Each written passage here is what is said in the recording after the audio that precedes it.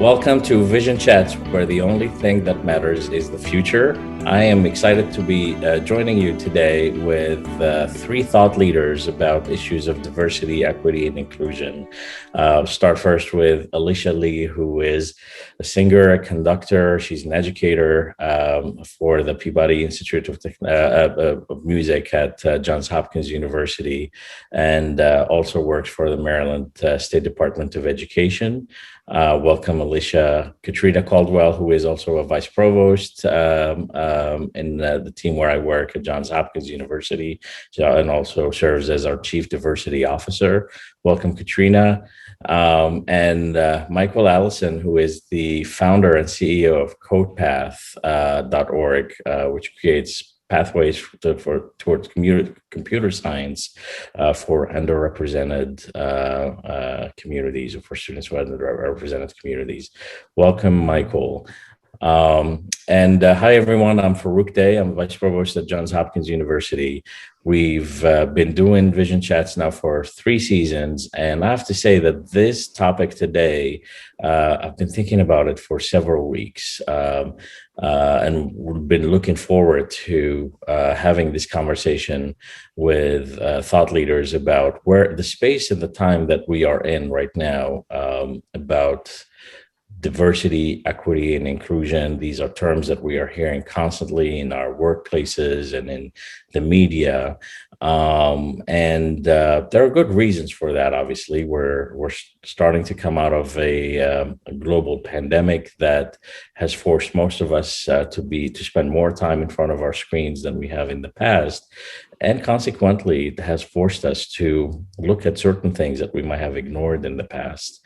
And I believe that has played a role in this global awareness and consciousness that we are all of a sudden having about issues of racism and prejudice.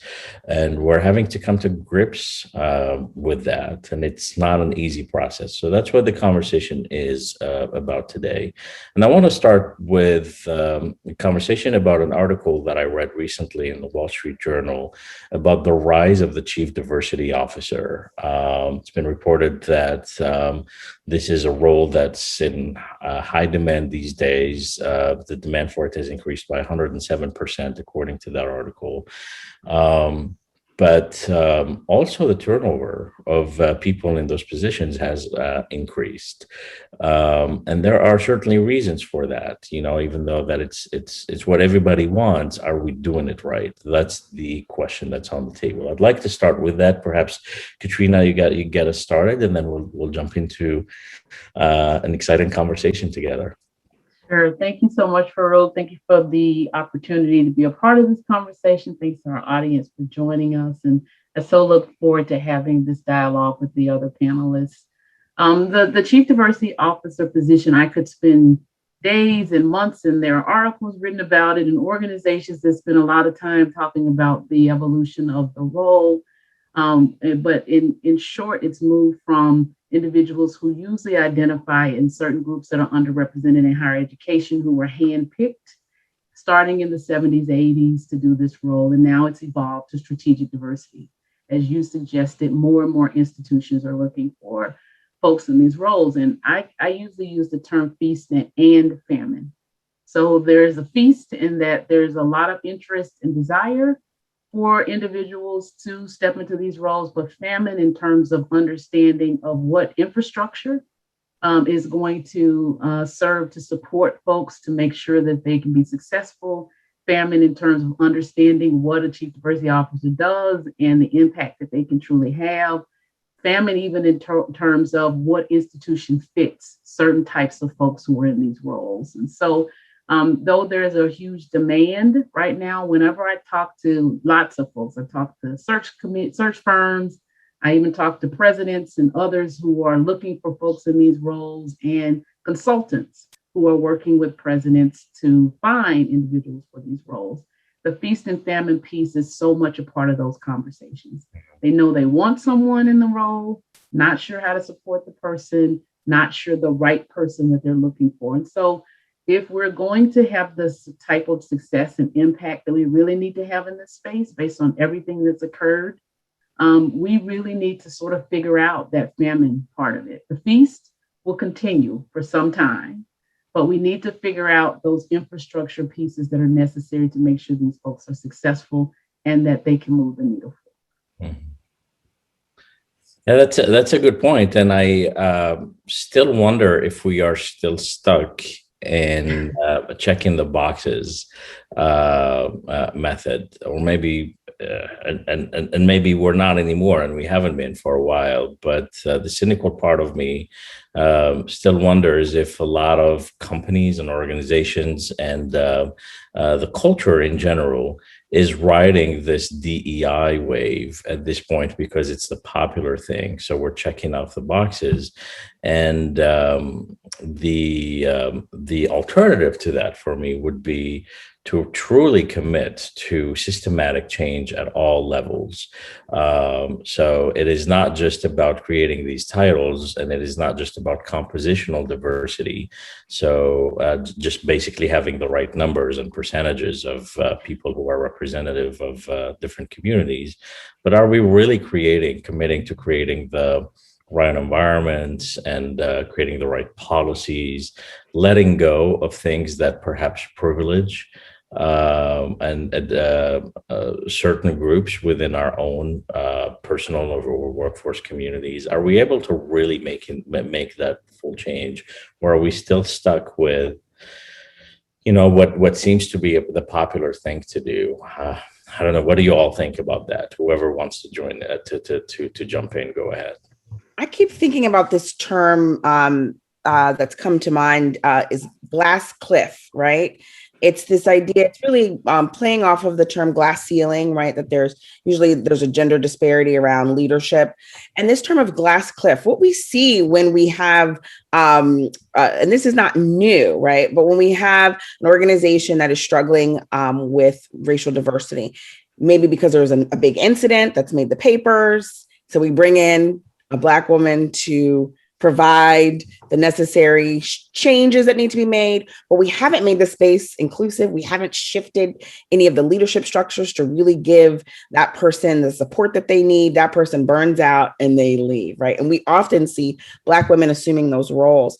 I think has been a shift recently in that we're seeing chief diversity officers, not consultants, long-term consultants. We're not seeing people coming in at a managerial position or managerial role expected to make systemic change in an organization. So I think that's a shift, right? That we're giving leadership and vice president roles to people in these places. But we still need to be careful, because what I see is there's been a lot of fast action around things that don't take, that I would say are gestural actions, right? We've seen a lot of Black Lives Matter statements. I've read so many letters of support.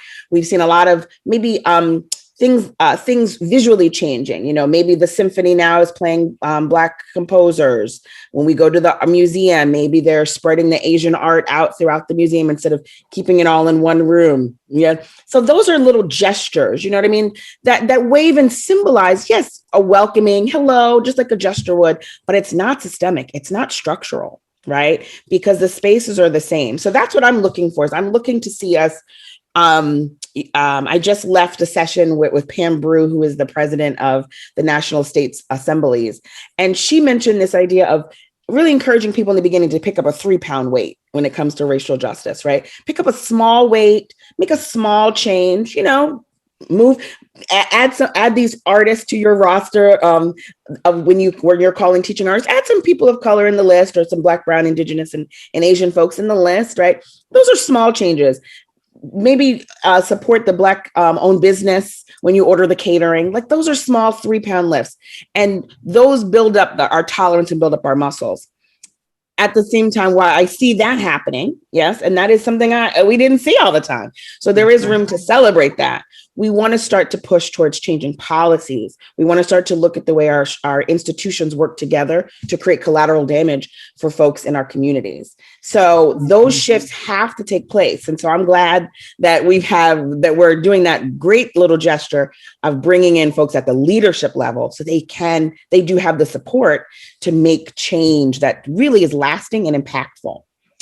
Well, if they really are at the leadership level, There's a lot of chief diversity officers that have the title, but they don't have the power. They don't have the influence. So are they really the close partners for the chief executives? Or, and do they have the influence over HR? Do they have the influence over what's happening internally? So there's actually the potential to shift culture. So, I mean, we've seen a lot of the chief diversity officer role in a lot of these statements. It starts with PR. It starts with, oh, we got to do something. Everyone else is doing something. And then, so you see a lot of that where there's not really the long-term planning of how it can actually drive a real change, sustainable change.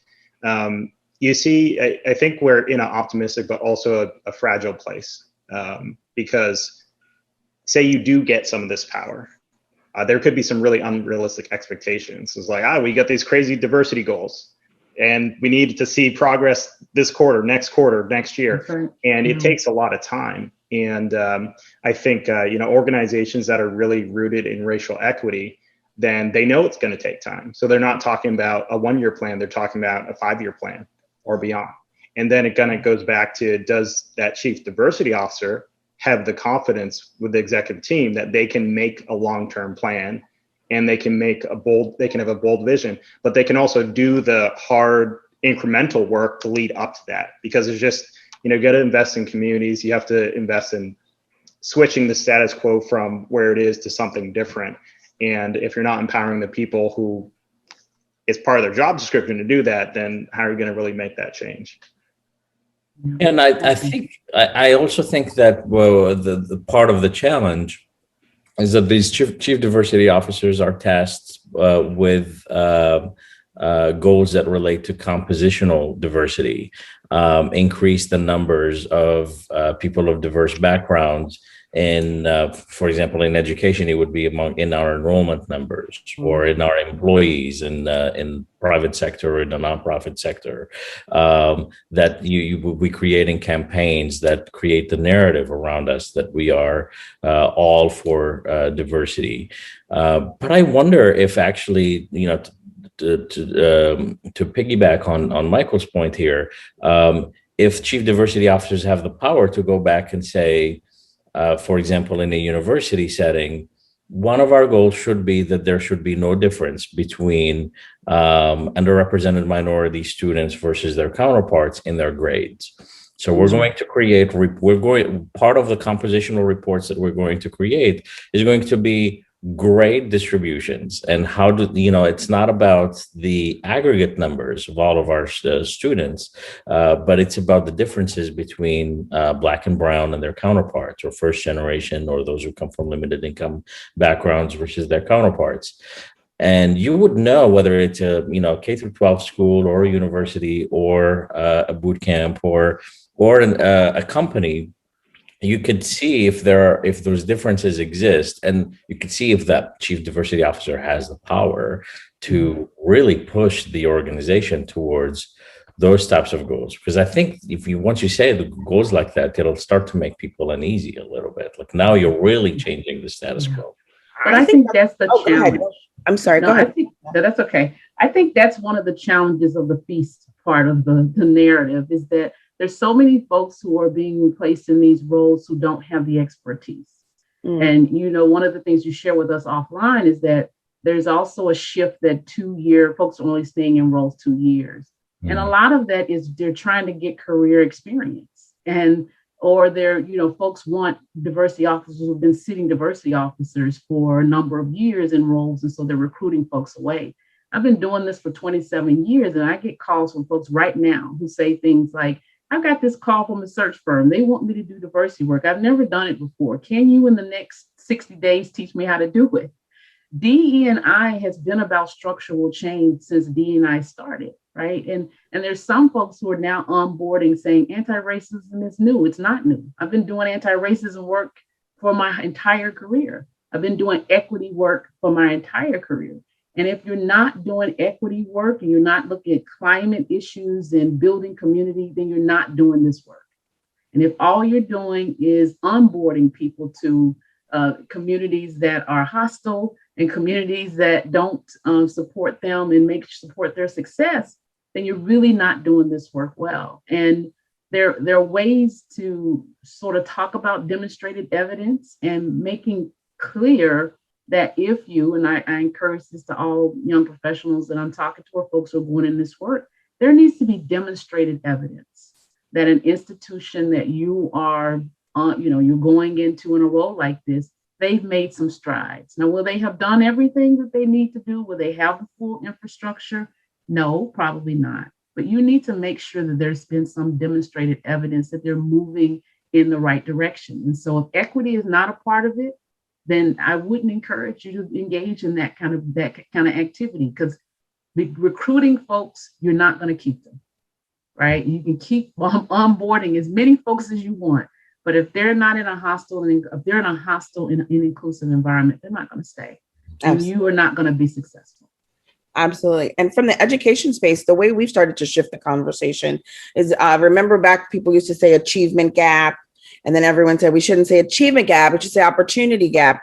That language still doesn't sit right with me. What we've started to talk about is this is a curriculum gap. Actually, the tools you're using are intentionally creating disparities around learning. There are facility gaps, right? This building itself is very different than the building we see over here in a different community. So it's really about how the tools create intentional gaps. So the tools are doing just what they're designed to do. And it places the emphasis back on the institutions, which is where the change can really occur. I mean, yes, there's a lot of work that people can do interpersonally, but when we're talking about systemic racism, we're talking about institutions. So when you see institutions making these like small shifts and, we bought a bunch of new books with Black authors, that's great. That's not systemic change. Don't be fooled. Right? Ask them about the policies, ask them about the curriculum shifts, ask them about the ways that they're looking at grading and discipline and attendance, right? Ask them about the ways they're building relationship with communities, right? So really just like making those small language shifts puts the onus back on the system, because the system is creating reality in these places. And so sometimes we get so caught up in the personal place. So I'm glad to hear that that there's some relief and some people that are thinking about ways to shift language so that we can really get to work.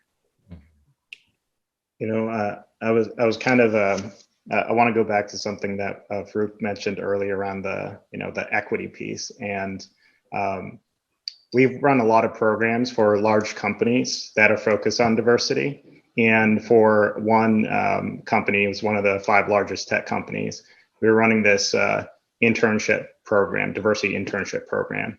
It's designed to be an on-ramp. So you're from an underrepresented background. This is your first technical work experience. You get an on-ramp into this company. You get mentorship. You get a great salary, great pay. And then it integrates with the existing coursework that you have. So when we were running this program the first year, almost all of the participants were from really wealthy backgrounds, millionaires. There's a couple of billionaire backgrounds in there. So oftentimes diversity doesn't actually focus on equity and center on equity. Mm-hmm. So it's from lower income backgrounds, first generation college student backgrounds. So, as I'm thinking about equity, I'm thinking about some of the themes around measurement and making sure that you're setting the milestones. You know exactly what you're trying to achieve, and you're trying to create that accountability to get there. I think of equity is also being synonymous with excellence. What students are getting to that excellent tier from what backgrounds, and thinking about it intersectionally. If you're not saying that this is a goal, it's not going to be a goal. If you're not measuring milestones to that goal, well, guess what? No one's going to put a plan to make that happen. But I just think it's so critical that we, diversity and equity, but then I think that's how we win over the long term. There's so much talent out there. There's so much potential, but we have to work and focus on the pathways, the multi-year pathways that end up lifting up people from underrepresented backgrounds, not just to the whatever the level is that you're thinking, but really to the excellence level, because that's the opportunity. That's so fascinating, Michael, because that idea, you said something you said many things powerful, but this idea of thinking of equity as a tool to get us to excellence.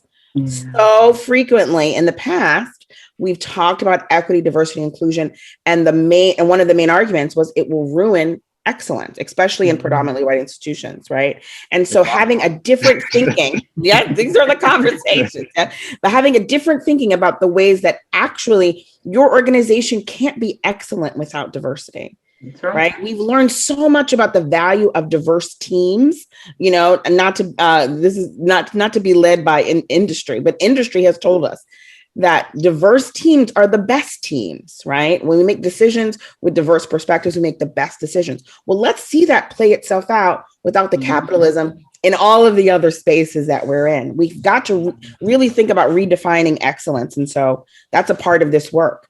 Yeah. Envisioning, and that's a part of the envisioning of like new futures, right? Using your imagination to say, actually, I don't agree with that term, excellence, because excellence without diversity is not complete.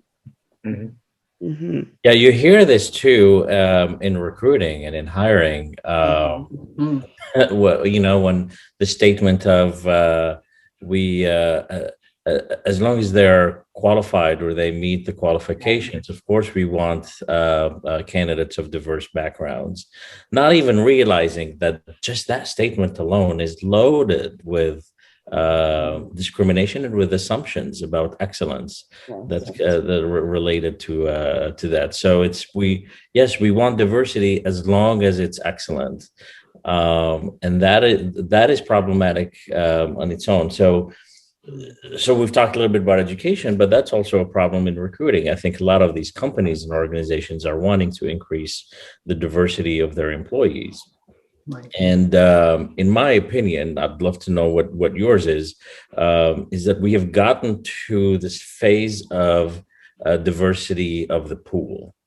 Mm-hmm. And then it stops there, because those are the conversations that I'm a part of in search committees and universities and in recruiting conferences and conversations, is that yes, we've done well at increasing the pool of diversity. Well, then how come you've done that, and then after that it just falls off, and then the process.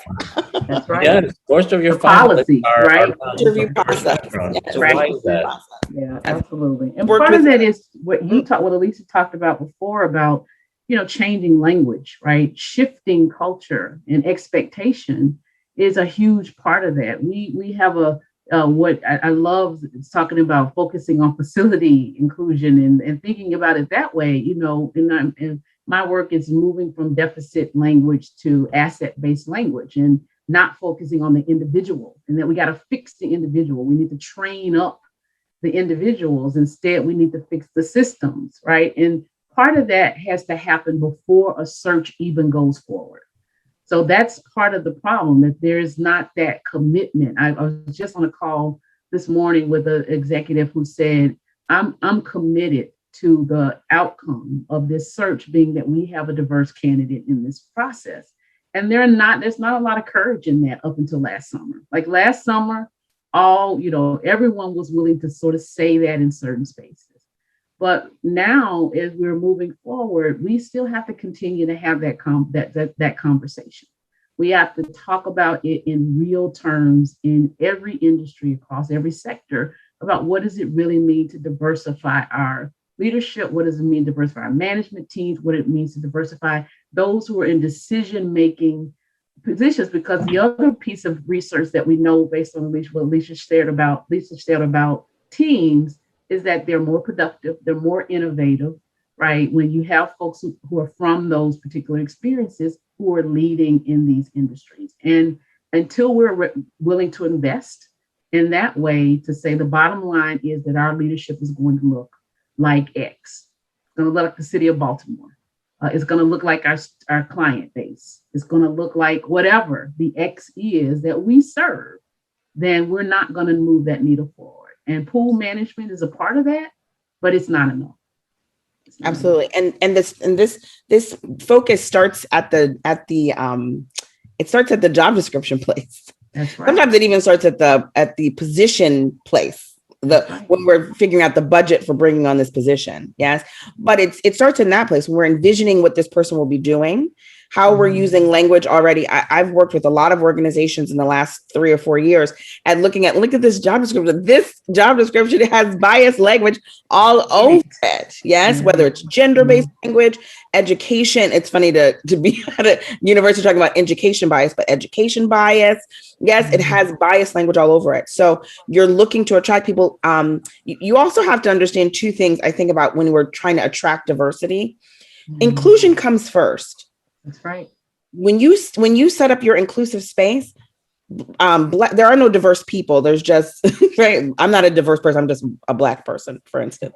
So I'm not a diverse person. But as a Black person, I don't owe you attendance because you've done the work of inclusion. Inclusion is actually just human. It's just about I know we think that human nature means that that hate is a part of human nature and war and famine, but I don't believe so. I really believe human nature is to love, and belonging is a part of human nature. So if you create a more human space, I don't owe you my attendance. You're not doing it for me.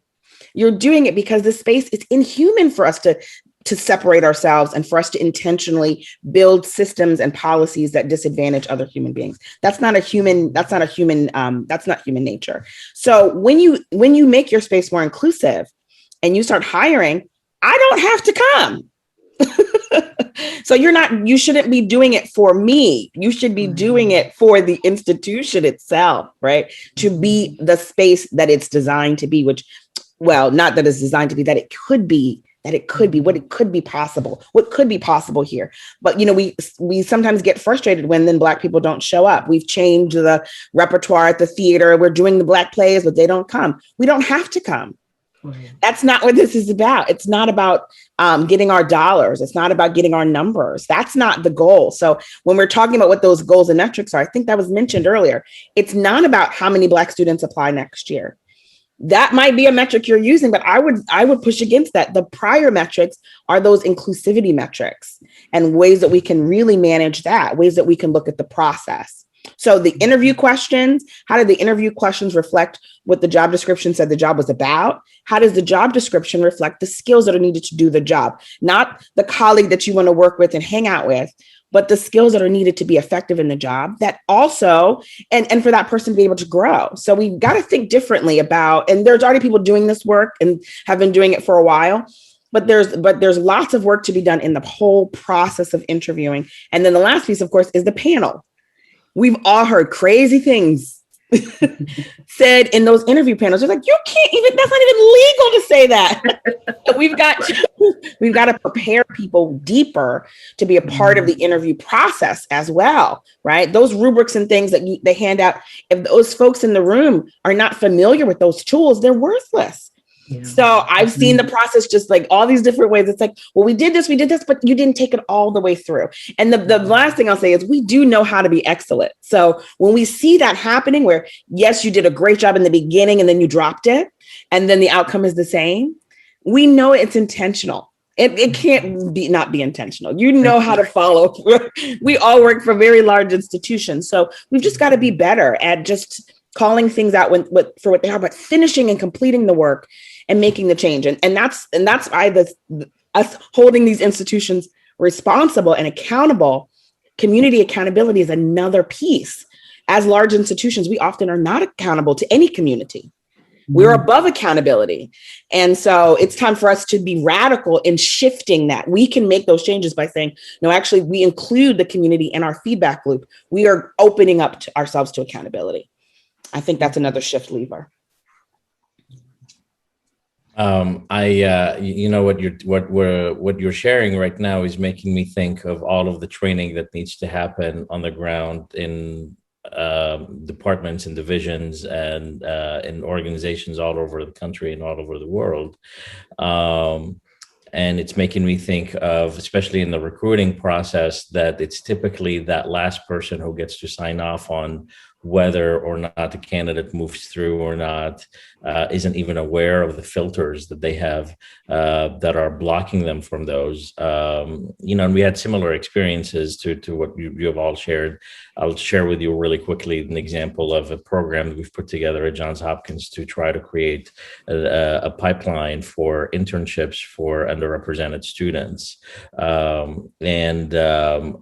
It was really successful in getting companies to raise their hands and say, I'm in.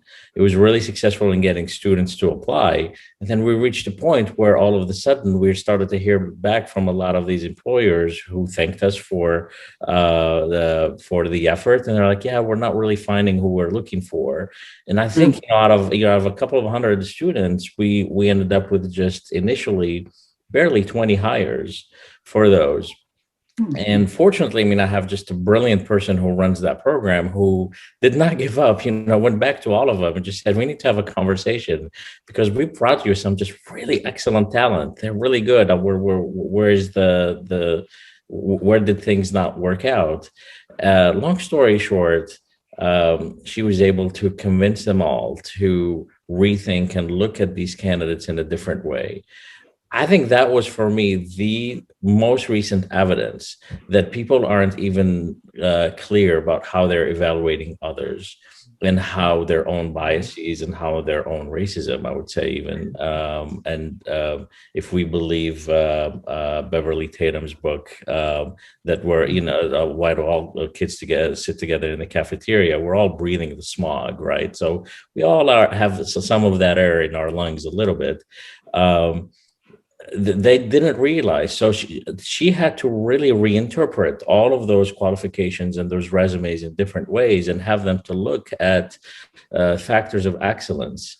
We ended up getting 106 students hired. Wow. Just out of that. It's about going back and saying, we need you to take a look back if we think you're missing really good talent. And after they looked back, they agreed. They didn't do us a favor. They realized, no, this is really powerful talent. And I see this in searches all the time, is that people are discounting students or candidates or, people for jobs based on something they said, how they appeared, how their hair is coiffed, the look. There is already a story that is being told by just how a person shows up to the interview, from the tone of their skin to the way they wear their hair to the way they speak, and then it clashes with people's biases, and we're not even clear about it. That is systematic change that has to happen at every organization level if we're really going to not only bring in all of this talent of underrepresented backgrounds, but also allow them to thrive in these environments. Because part of me is like, okay, well, I'm sending these 106 kids over there. I hope they can have a good experience, based on the things that I heard. Does that trigger anything for any of you? Yeah, certainly we focus quite a bit on this because we're trying to diversify the tech sector. And convincing one company, we actually, when we started with the courses across different colleges and universities, when we're on 60 campuses right now, we started by actually trying to have companies change their interview process. So for example, one company, Facebook, we put ourselves on the interview panel. We somehow convinced them that we should be in the room when they're making their decisions. And it was really hard. It took a lot of time. And then they would reject people, and then we'd reverse hiring decisions. And it was messy. It kind of worked, but we realized it wasn't scalable, and it wasn't scalable across the industry. And we had to fight that battle every single time. So then we took a more of a step back, and we were trying to understand what was going on. And we realized that colleges and universities have unique insight into their students, into the skills, the competencies, their potential. And then they go into this company interviewing process, and the company interviewing process is a snapshot, doesn't care about potential, doesn't know how to evaluate a lot of the things that are appreciated and evaluated across the different schools. And then what they do is they take a step back and they just rank different schools, and they say, well, let's start at the resume. what's on your resume or what's not on your resume means that you get an opportunity to talk or you don't. And so we'll see students that will apply to hundreds of companies. They don't hear back from anyone. We see other students who apply to a few, but their school has a reputation where they get to the front of the line. So this invisible population of high potential students had to figure out a way to solve around that. Then we had to also figure out a way of okay, well, how do we translate the fact that they have these skills? And, there was a couple comments in the chat about excellence. Well, people can be excellent in different ways. You don't need to be excellent at everything. You have a certain affinity, certain interest areas. Can you shine there? Because there's so many different types of things to do. There's so many different ways that you can be appreciated. And so what we ended up arriving at is we ended up partnering with the schools that we were working with to get a really precise snapshot of the skills and competencies of the students. And then we would do role and skill specific matching at scale with companies. So we had to also interview the companies, also understand their requirements and reinterpret those, and then match the two at scale. So that then if we send, say, 150 students over to Microsoft, Microsoft is sending offers to almost half of those. And they're often coming from schools where Microsoft would never visit. And I think the kind of interesting takeaway here is it does require a translation. And we realized that we could fill this role of kind of interpreting and helping to support the students, but then also, the companies, the companies kind of know what they're looking for and kind of don't know what they're looking for because they're not spending enough time to interpret. They're just, hey, everybody come and apply, and we'll just, they'll often think that a hard interview process is a good interview process when that's certainly not the case. It often doesn't correlate to their best performers. It's not predictive of the people who actually are the ones who move the needle the most, which often have the skills that they're not even measuring in the interview process.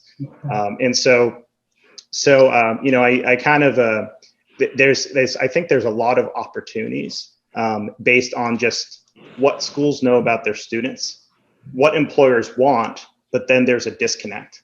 But there's an opportunity to have them better appreciate that if both sides are willing to go a little bit further to meet halfway. I think much of what you said is so important in that I think that there's so many folks who think that if we do this work, that it's going to be a magic pill, that everything's going to be resolved by just having a conversation about diversity, or let's all have an unconscious bias training. Let's sit together and sing Kumbaya. Everyone's gonna get along, and even the challenges around changing policy and making people self-aware of their own biases and blind spots is continuous work, but it helps if you build it into the system. And that's exactly what you talk about, the infrastructure into the system, and set clear expectations. So we talked earlier about what CDO's roles are. They are, to use Alicia's title, conductors. They're often the folks who are trying to figure out assets, and they're trying to figure out talent. They're trying to figure out, what's the best practices and connecting them with where we are and moving the needle forward. But it's everyone's responsibility.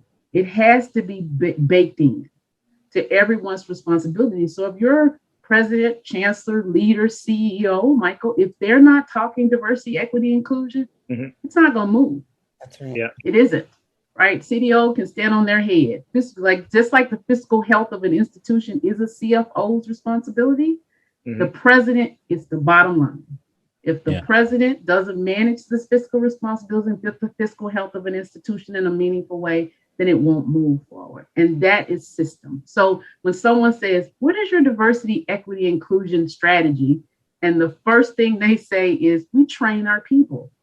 That's not a system, right? If they don't talk about, we've restructured our policy, they don't talk about, we've looked at our practices, right? That we have different strategies that we're employing, but the first thing out of their mouths are, we're hiring more diverse staff. That's not a D&I strategy that's sustainable, and it's not going to work. Right? Well said. Well said. And I want to add to what you said. I think you already said it, but I'll just repeat it. Is that I want to see that your measurable goals are all about equity. this needs to be baked into your metrics just as much as in your strategies. That's where I know that DEI is more than just a box you're checking off, and it's more than just hiring a CDO or increasing the percentage of Black people in your employees or in your enrollment, etc. I want to actually see it in your outcomes, that the outcomes for your product or the service, that we're seeing true equity baked in, and we're seeing inclusion being part of the whole culture. But I do want to throw in a challenge to that, and that the conversation that we're part of now about instituting these types of trainings and this type of culture change, there's resistance to it from the other side, that it's divisive, that teaching critical race theory, for example, in in corporate or in schools is divisive, and we don't want to go back to that. I don't know if this is about managing white guilt or what it is, but it seems to be a point in our history right now when we're having the real conversation about whether or not the Tulsa, Oklahoma massacre should be taught in courses. While we know that, just as in recent years, Colonial Day existed, maybe still does, in elementary school teaching, and we've seen the articles about it where, the kids dress up in colonial clothing. I've even read an article about. I've never heard of this. This is fascinating. Oh, you should go look it up. I should find it. I'm gonna Google it as soon as we got Colonial Day. Colonial Day, yes, ma'am. And then the Black kid got picked for the slave role. That happened just within the last 10 years. So when these things have happened, then we know that they're still happening. But there's resistance to teaching history as it was, and there's resistance to really talking about the Tulsa, Oklahoma massacre, for example. And there's resistance to all of that. How do we get through this? Let's talk about the moment we're in now that impacts our companies and our universities and our cities and our states and our public policy, and how do we move forward? I think it's important maybe to also name the cause. I really don't think the cause of not wanting to teach about Tulsa in schools, or just a few months ago, we found some articles around, there was a teacher doing slave yoga with students, right? Juilliard Conservatory had an incident a few weeks ago that was revealed that this September they launched into school on the first day of classes with this immersory audio slave experience that was traumatic for Black students, and there was never an apology given. So we see these insensitive, it's really called racial abuse, right? We've moved beyond microaggressions, and there is educational abuse. And people think that these are new things, but if you ask any Black person that went to a school that wasn't predominantly Black, they will tell you they have experienced this. And also, if you ask most Black people that went to a school that was predominantly Black, they will tell you they've experienced it as well, right? Because we still have this teaching force that is overwhelmingly white. We live in a segregated world where our worlds don't often intersect, and there's not been any support to help people navigate that gap, right? So that's really important. But what's really at the center of when we see these things is not white guilt. I really think it is anti-Blackness. It's just good old fashioned American racism is really rooted in anti-Blackness. Why we see those shifts, why an organization or a business would set a few Ivy Leagues and not look at the HBCUs that have been emerging in the engineering field as prime candidates as well, is anti-Blackness. We already know what happens when we send the resumes and the names, right? But then we set the anti-Blackness into the policy too, right? So it's like, no, we're not discouraging Black candidates. We're just prioritizing Ivy Leagues or these colleges that have exhibited excellence, when we already know it's anti-Blackness, And so I think when we say what it is, when we don't call microaggressions, when we say this is abusive, which the way you're treating me is abusive, and it's based in race, right? So I'm not going to call it a microaggression. I'm going to call it racial abuse. I think that's really important. Also, on top of that, the teachers that I know in Maryland, the Maryland teachers want to do well by their students. Mm-hmm. They need support in order to do so. We can't pretend we don't live in a segregated world where we don't intersect socially very much. So if we know we have an overwhelming number of white teachers in schools, and in Maryland, we have over 60% of our students are Black, Brown, Indigenous, or Asian in Maryland public schools. Most people don't think that, right? Exactly. So how are we measuring that gap where we have over 80% of the teachers are white and over 60% of the students are Black, Brown, and Indigenous? In my office, what we've done is we've created a not a training program, but a professional learning community of support, right? Building up this pipeline, not by saying how are we diversifying the teaching force, but by saying how are we creating more accountability to teachers so that they can build community to drive these anti-racist strategies forward. So they have a space to gather with other people. This work can't be done in isolation. It can only be done together, right? That teacher that wanted to do slave yoga, I mean, can you imagine taking another traumatic experience and turning it into a yoga experience, a Holocaust yoga? Why would you do that? Or let's relive a rape experience through yoga. Why would you do that? That anti-Blackness is at the root. We know that doesn't make sense to use to reenact trauma with students, with adults even. But we don't consider Black pain. And that's about anti-Blackness. We don't look at Black people and think that their emotional pain or their physical pain is equivalent to the pain of other people. The Holocaust feels more painful than slavery. And there's no Olympics here. It's just simply, we don't see the humanity of Black people as in America. We don't see them as fully human. And so we know that about our society. And so we've got to dig deeper into these policies. I see the link here for colonial days. It's traumatic. That's traumatic for students. It is traumatic. Yeah, I love that. I totally get that. I agree with you wholeheartedly. In addition, and just building on that idea about the fact that people want to do better. I mean, I think that when you talked about humanity earlier, that just struck a chord with me about inclusion being about the humanity that we want to see, was so powerful to me. I also think our reward structures are built around anti-Blackness, built around anti-other, right? And so I think the way our teachers are rewarded, right, the ways our students are assessed, the gateways to higher education, the gateways to excellence. You talked about, prestige, these institutions and the prestige that comes along with these institutions. All of those are that system of rewards. And there's also, unfortunately, this system of, punishments if you don't, or if you're not in line.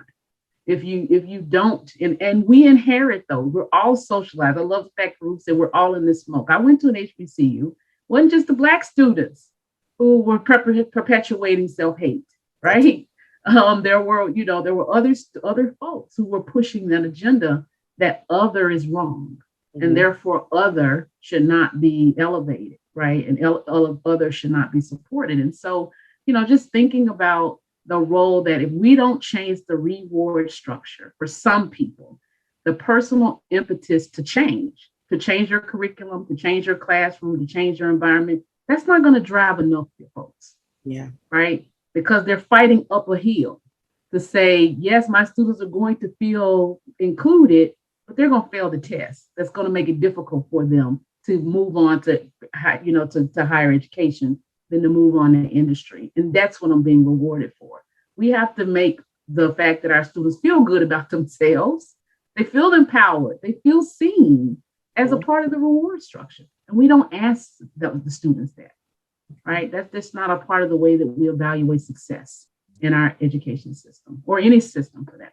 I'll just throw a measure of success in education should be that a student not graduates passing some random test, that they graduate knowing how they learn best.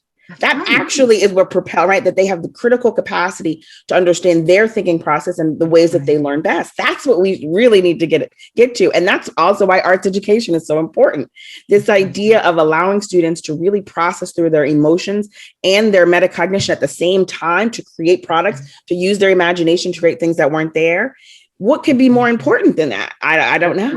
And they shouldn't have to leave their neighborhoods, right? They shouldn't have to leave their neighborhoods. They shouldn't have to leave their homes and their communities in order to be able to do that, right? They shouldn't have to go someplace else and learn how to tap into those skills, those skill sets are already where they are, where they live, right? And so we ought to be able to also build on that, right? Capacity in their communities. Mm-hmm. I like the conversation, what you just mentioned around the incentives. Like, are we, because, systems change. If you have the right incentives in place, then what happens by default? What's the most likely path? What's the lowest friction path? What will occur? And then I like to think of that starting point with students is just, do they feel like they belong? That's where inclusion starts. Like, do I feel like I want to be here? Do I feel like that, like I'm supported? Am I building confidence over time? And then I think that, we're successful from an educational standpoint if people end up having the opportunity to discover what they care. I mean, they stay there first off, like they're still there, but then there's also the opportunity for them to reach that full potential wherever it is, but they have the opportunity to discover their path. And so also thinking about it's sensitive and nuanced when you're talking about intersectionality and the different backgrounds of the student population, because you need to create that sense of belonging across the entire student body. And I think there's a responsibility in this country to directly address systemic racism. And for, regardless of your ethnic background, you know about it, you're educated about that.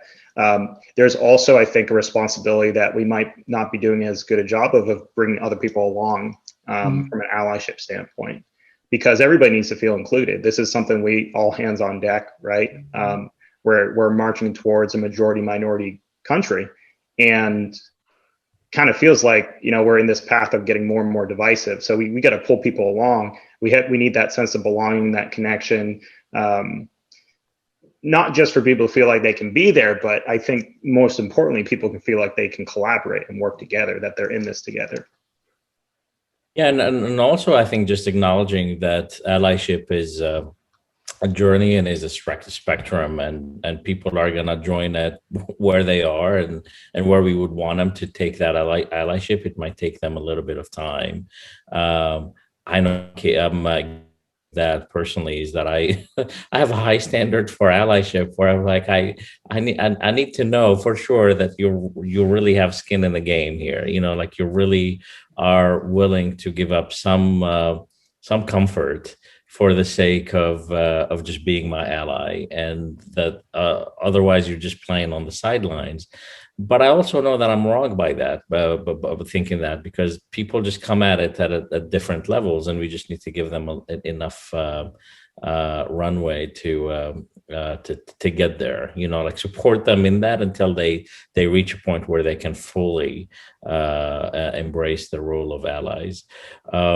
We're in the last couple of minutes here. I'm just dying to know about your background and how you landed doing what you're doing today in the work of diversity and equity and inclusion. What were some of the pivotal moments in your life that totally changed the trajectory of your life and got you to where you are today? Who'd like to start? Maybe you, Michael. How about that? Oh, sure. Yeah, I have a kind of interesting background. So I grew up low-income, rural Maine, single mother household.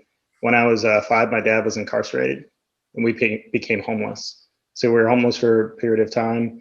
Eventually, my mom got us back on track and got into college.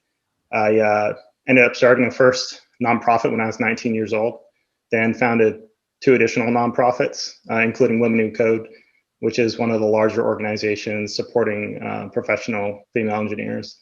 And then after that, founded 3 tech companies, including one that was sold last year for a little over $3 billion. So really, really fortunate, really lucky.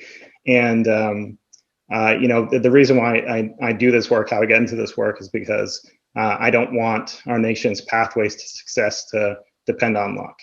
I want the default path to be students reaching their full potential, regardless of where they come from, regardless of the color of their skin, regardless of gender, regardless of anything else. So it's kind of a lifelong passion for me to see how we can drive systemic change so that default path is the path that works for everyone. Michael, what are the relationships that early on that made a difference for you besides luck?